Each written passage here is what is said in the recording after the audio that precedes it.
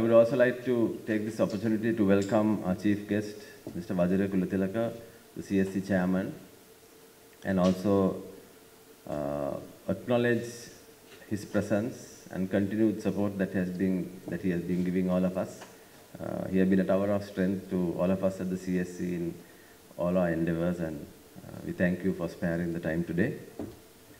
I would also like to extend a very warm welcome to all the member firm CEOs who have turned up in numbers today.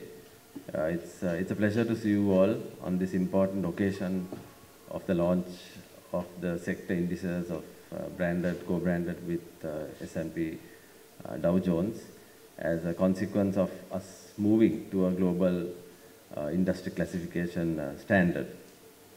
I would also like to take this opportunity to welcome our friends from the media. The press has been very supportive of all our initiatives, and I think have been very supportive in communicating the various initiatives of the exchange to a broader audience. We look forward to your continued support. And ladies and gentlemen and visitors who are here with us today, welcome. And of course, to all my colleagues at the CSC. The event today marks another step in the CSC moving towards global standards. And we were toying with this idea of moving to a global classification standard for all our business sectors for some time. And I'm very happy that finally we have been able to do that. And then progress also to come up with a family of indices which will be internationally accepted. And we do hope that our industry and our investors will find use in these indices simply because they will assist and help in better benchmarking our companies and our sectors with other markets. And indices such as these will certainly help you to do that. In conclusion, I would also like to very briefly thank Nishantha Hewavitarna and his team for doing an excellent job in putting together this project of moving to GICS, or the Global Industry Classification Standard, and the series of indices. We thank them for their efforts in helping to put CSC again globally on the map. So to all of you who have turned up, welcome again, and I wish you all a very pleasant morning. Thank you.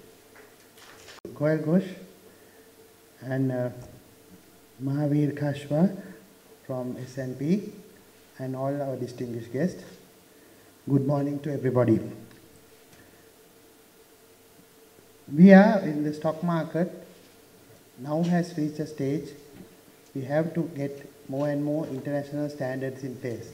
This has been requested from us by many investors, local as well as foreign, to go into the international standards. And this is why we thought we should go for global industry classification standards that will make us very in par with what is happening in the world.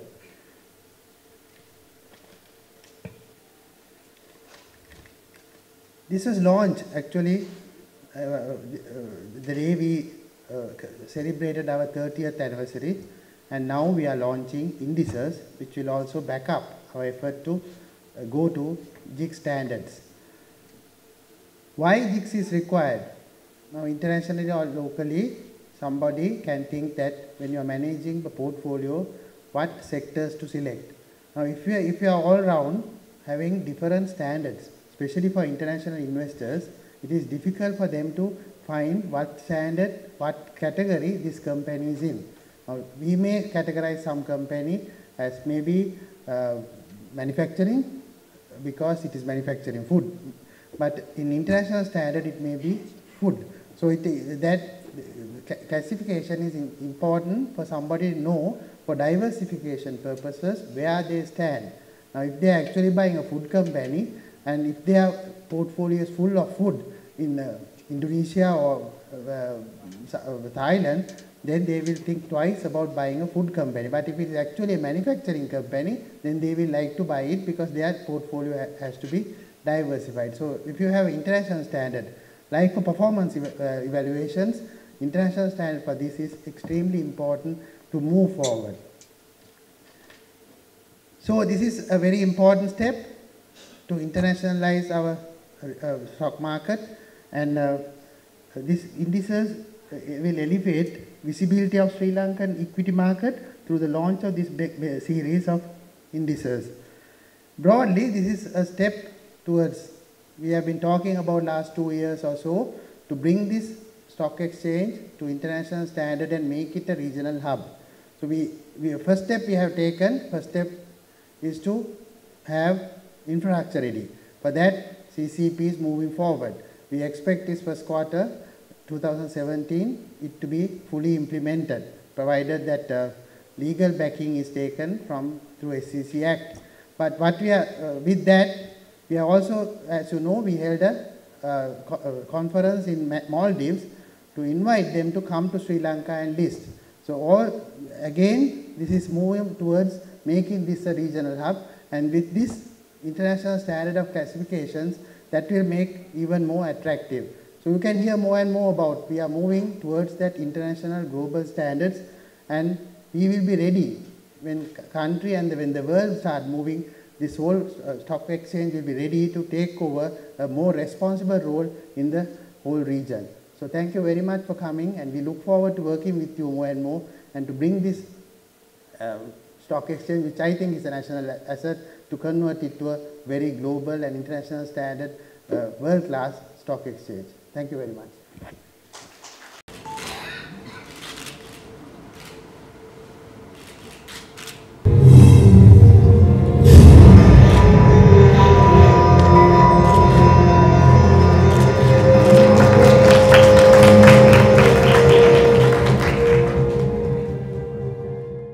Strengthen more in the coming years that we see.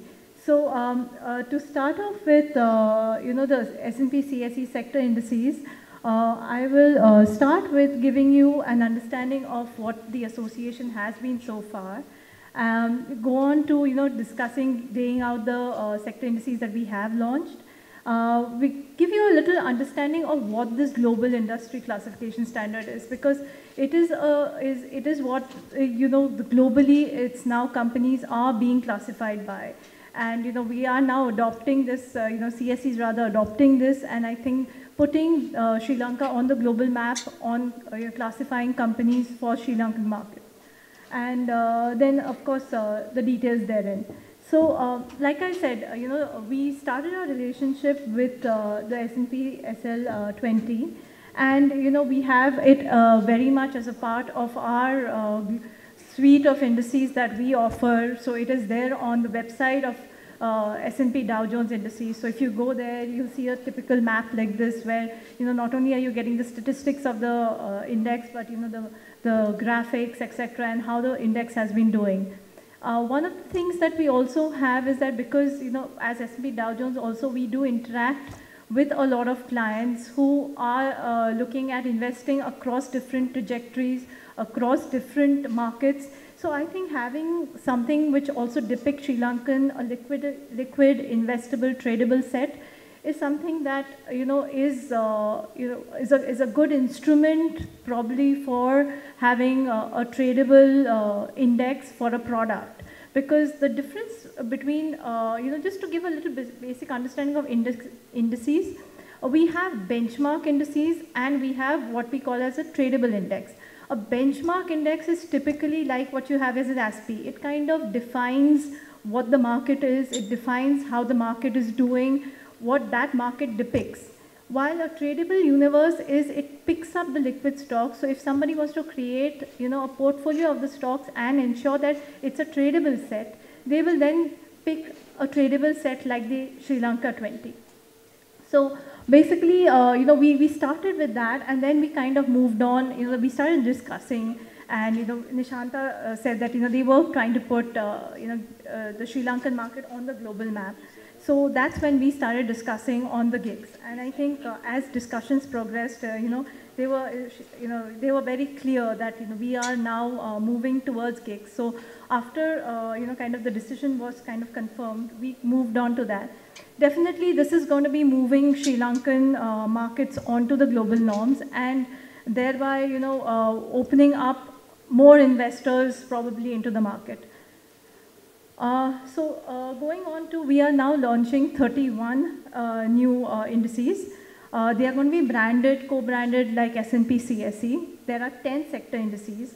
One of the things in the GICS classification, which I will go on to explain earlier, is that there are 10 sector indices. So these 10 sector indices include energy, materials, industrials, consumer discretionaries, consumer staples, healthcare, financial sectors, information technology, telecommunication, and utilities. So these are your basic, broad starting sector indices, and then there are industry and sub-industries, which we will break out into. Moving on to now, what exactly is GICS? So first of all, the definition is like Global Industry Classification Standard, which of course everybody now knows. So one of the things is that, we started, when Standard & Poor's started classifying, we had SIC, rather Standard Industry Classification. But then came a crying need to have something which can be globally compared. I think a universal language, which then, it doesn't matter if we're sitting in Sri Lanka, India, or US, or London. If there is a company which has a certain nature or a kind of activity, then it gets classified into standard global practices. So it's a universal language. I think that's when MSCI, that's Morgan Stanley Capital International, who's also another index company, and S&P Dow Jones together decided to develop GICS, because most of the investors or clients who are across the financial community, be it buy side, be it sell side, be it hedge funds, be it any kind of asset management company, they were all looking for this one global standard, because creating multiple standards was just confusion, because I may classify something as as Mr. Vajira said, as food, and somebody may classify it as manufacturing. And it just doesn't tie up, because we may be both investing in the same thing but having different definitions for both. So that came the need for having a common one. So it started with a 4-tier structure. So you have 10 sectors, 23 groups, 59 industries, and 123 sub-industries. But the advantage of GICS is it's a progressive classification, which means that there are constant client consultations, and based on client consultations, there is active changes that keep happening. So that keeps changing the GICS classification. Like today, you have 10 sectors, 24 industry groups, 67 industries, and 156 sub-industries. By August 2016, you see this becoming 11 sectors and 157 sub-industries, because we are adding real estate as a separate sector. So that is a change. You could tomorrow see some sector come out and again the numbers change. So that's the kind of progressive consultation and active and dynamic classification that we have kind of opened up to. So as we stated that this is, the GICS structure is generally reviewed on an annual basis, and it's done through an open consultation. So S&P and MSCI will send out an open consultation to the market at large and take everybody's views, collate it, and based on the collation and the review that they get, that's when they're going to kind of make a new segment or a new change, which then is kind of going to be communicated to everybody. Of course, companies also are then reviewed annually, and corporate actions are also taken into account. So if there's a significant corporate action which requires a review of the classification or a relook at certain company-specific classification, that is also done. Another thing that we also do is, if there's a client-specific request that comes in who wants to classify a certain company, a certain sector, that also is done. So client-specific requests are also entertained on a case-by-case basis. So this is kind of giving you a little basic understanding of what the GICS framework is. It's like the 4-tier structure.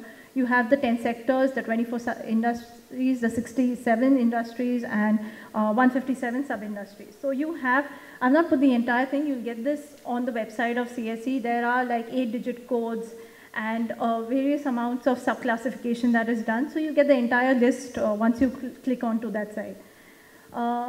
Moving on to, Moving on to why GICS, obviously that's the main question. One is, of course, putting it on the global map, but like we said, there was a need for a consistent set of global industries, which, the financial community wanted. They wanted a universal language, something that everybody understood. It was easy to classify all the companies and sectors and understand it on a comparable basis.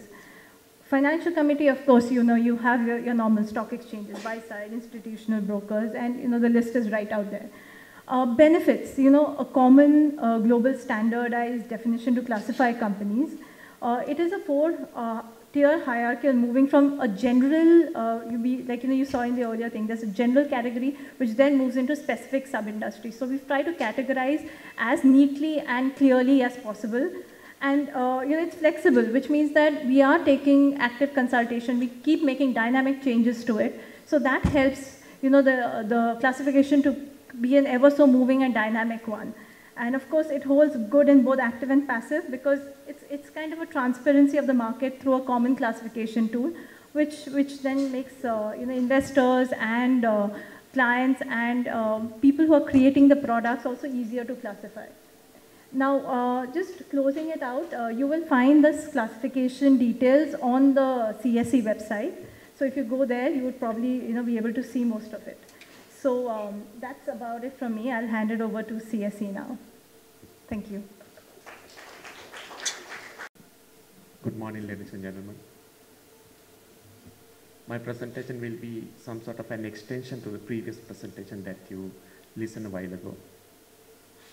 And what I'm going to present in particular is I'm going to give you some information which are good to know before the real index launch.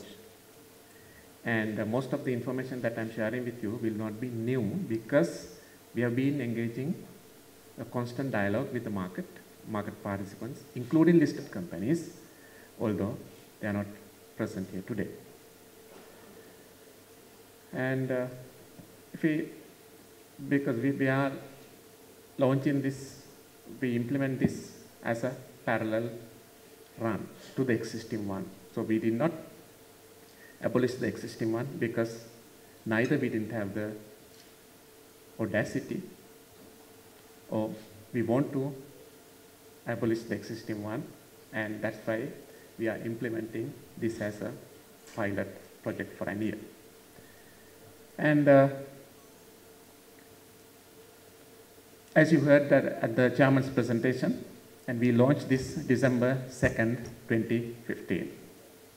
There we launched only the classification. We made the classification available for the market. And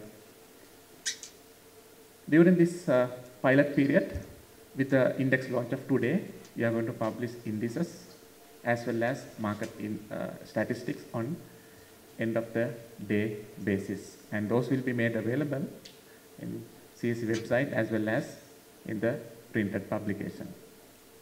Particularly when it comes to indices, the base date would be January 4th, 2016.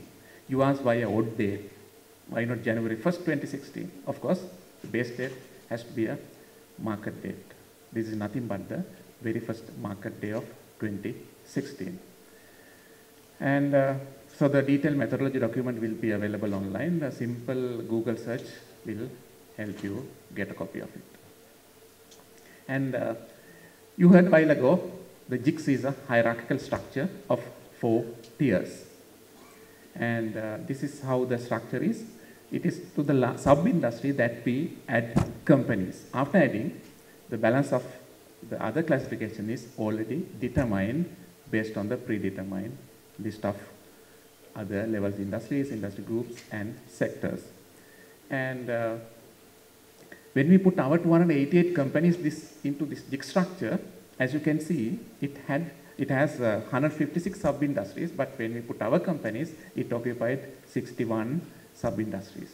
Other numbers will be self-evident then. Likewise, it occupies 39 industries out of 67, and so on.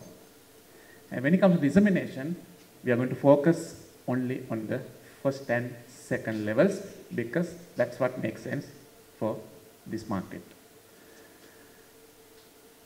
And we have provided this template in our website so that users can retrieve data by using this website. And someone is only interested in doing very general analysis, of course, they can stick into only to the sector level. If they wish, only if they wish, they can further go down to one more level. It is optional, second one. And by making this available, we have provided the opportunity for you to compare not only apples to apples, but also within apples, different types of apples, Royal Gala apple, or the other type of Granny Smith apple, and so on, likewise all the other apples. So we have made the comparison more and more meaningful based on your requirement. And thank you. That's what I want to share with you.